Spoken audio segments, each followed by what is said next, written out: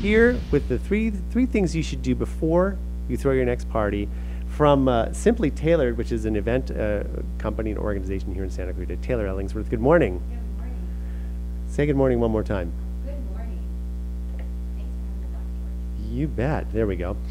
One go back real quick, because I was listening a little earlier, like Okay. 2 seconds ago. I hope I look as good as Tina Turner when I'm in my 70s. I She tell you, looks keep good. trying. We start a pop career and I then know, restart right? another pop career. I think you're doing just fine. So let's talk about this because you know, there are. I mean, I've even had parties that have been like, God, it could have been better. What should I have done? What are the 3 things that we can do? The topic was 3 things you should do before throwing your next party. And in reality, it's one word. And it just said 3 times. Plan, plan, plan. And it's plan for the logistics, plan for your guests, plan on being a host. And obviously, time is very useful to have, and if you're not throwing an impromptu bash, if you don't have the comfort of doing that, and you have time to actually plan your event, then you should take that and you should plan it. Logistics being anything from what type of event you're going to have, and this goes for businesses as well as family events. What type of event is it? When do you want to have it? What's the weather going to be like? Granted, we do live in California, so we do have the luxury of the sun pretty much all year round, but you should still plan for the weather. Should it be inside? Should it be outside? You know, plan for all of these things so that you can have, like, rest assured that it's going to be at a good venue, at a good time, and that you'll be able to get as many of your guests from your guest list, and you have to plan who you want to invite to be able to come. Especially if you're a business, because you want a lot of guests to be able to come. And you know, in Santa Clarita, we're kind of a commuter town, and so a lot of people go down into the city. So during the week, it's hard for people, or down to the valley. So it's hard for people to make like evening events and like, you know, like 5 p.m. kind of events. So you know, you kind of have to take that into account of the date and the time and all that. Also, you should plan for your guests. And we kind of touched upon it the last time I was here when we were talking about holiday parties, is like talking about the flow. You have to kind of think like your guests. Like, how do you want the flow of the event to be?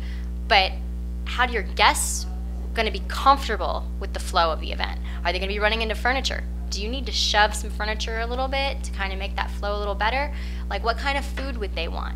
What kind of drinks would they want? And things of that nature. And so, well, that's correct. You know, talking about weather though, and you're right about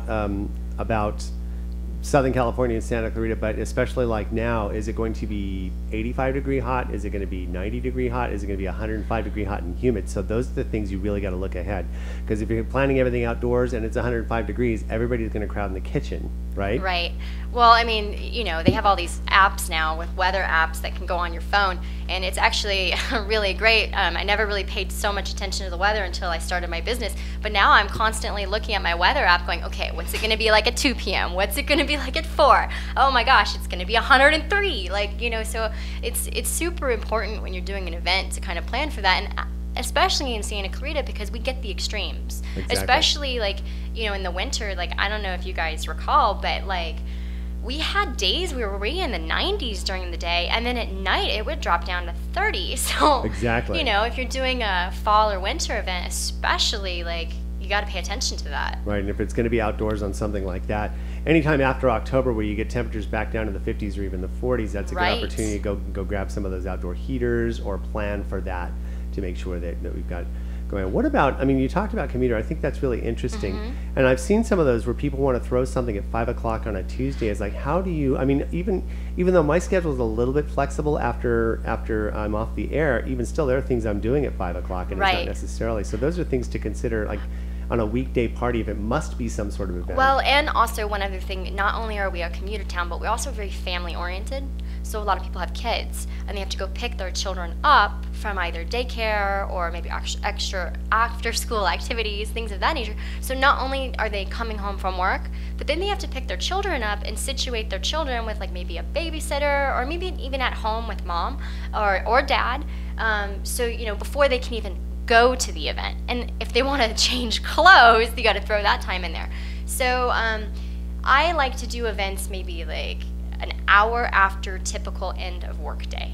So that tends to be like around 7, because people nowadays work until about 6. So I kind of like to do it about like 6:30, 7 o'clock start, 6:30 being more like a like, mingle, whether it's cocktail or non-alcoholic, like just kind of a mix and mingle, and it goes till about 6:30, 7:15, and then 7 o'clock, 7:15, you actually start.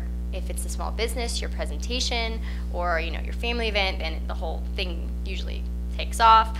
Kind of that kind of timing, because you just have to take all these factors into account, and that's why I said, it's really just one word said 3 times: plan, plan, plan. You have to plan for your guests and everything, that goes in with that, of what type of event are you having? Who is your guest? Exactly. Are they commuters? Like, and you touched on something very briefly too, and this is the situation with kids and etiquette. When do you bring kids to a party versus when do you not bring kids to a party? I always like to tell my clients, let's backtrack. With businesses, you pretty much know you don't bring kids unless the invite says kids are allowed with a business event.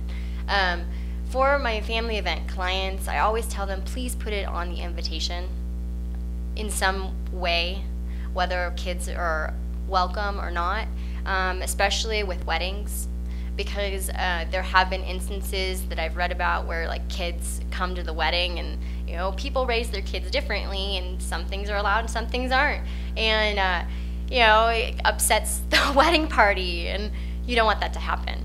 That's true, and there are situations like that. I used to DJ weddings a lot, and I would see variances of degrees of behavior from kids, and that's important. I mean, sometimes I've seen where it's been allowed. Sometimes it's like you cut off age or something like that. Right. And I think that's appropriate too. And even with parties at night and things like that, what do you do with the kids? They're going to be bored because there's a bunch of adults there, unless it's specific. That's a good thing to know. You can find this and all kinds of other wonderful things about parties, and hire an event planner. You can hire a tailor to help you with this stuff, to take the stress off and help you plan. And it makes sense, because a lot of times, you're running around, you're trying to get stuff done.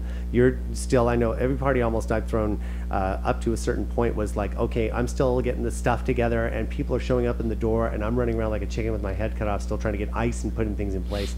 Have it all planned out. Hire a professional. SimplyTaylored.com, Taylord. Taylor Ellingsworth again. Always a pleasure to have you stop by. Thank you so much, George.